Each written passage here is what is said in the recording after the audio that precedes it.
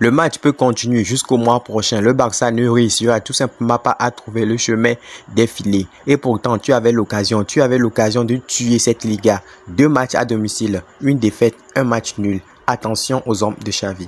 Bienvenue les amis, le Barça concède le match nul face à Girona ce soir et pourtant le Barça avait l'occasion de tuer complètement la Liga en donnant 15 points d'écart au Real Madrid. Le Barça a été d'une inefficacité sans précédent ce soir.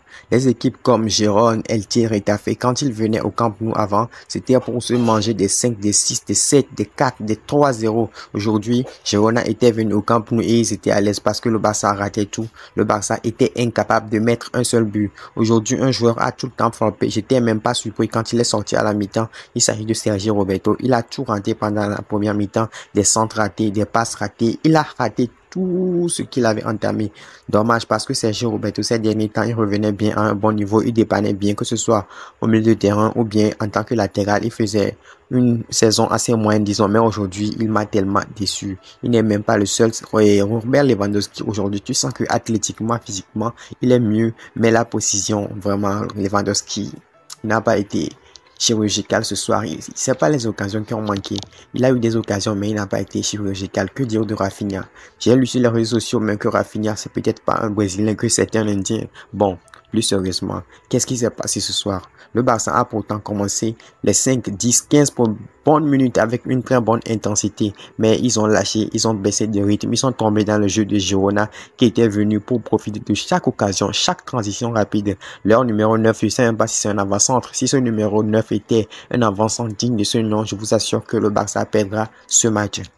Je me souviens pas, c'est quand la dernière fois que j'ai vu un contenu aussi pauvre du côté du FC Barcelone. Un contenu très pauvre. Et ça y est, les gars, ne mettez pas la faute sur les blessés. Qu'il n'y a pas de Christensen, oui, je sais, il n'y a pas Pedri, il n'y a pas Dembélé. Mais est-ce que tu as besoin de ces top joueurs pour pouvoir battre une équipe de bas de tableau comme Gérone? Est-ce que tu as besoin de Dembélé pour battre Gérone? Est-ce que tu as besoin de Pedri, de Christensen pour battre Gérone? Non, les joueurs qui sont sur le terrain sont largement au niveau pour pouvoir battre cette équipe de Girona. Aujourd'hui, c'est une très mauvaise performance parce que la mission aujourd'hui c'était de remporter le match et de mettre 15 points d'écart au Real Madrid parce que le Real Madrid a fait une mauvaise performance. Ils se concentrent sur la Ligue des Champions. Eux-mêmes, ils ont déjà abandonné, ils se sont rendus. Villarreal les a battus 3-2. Donc le Barça avait la chance ultime de tuer totalement la Liga, de tuer le suspense.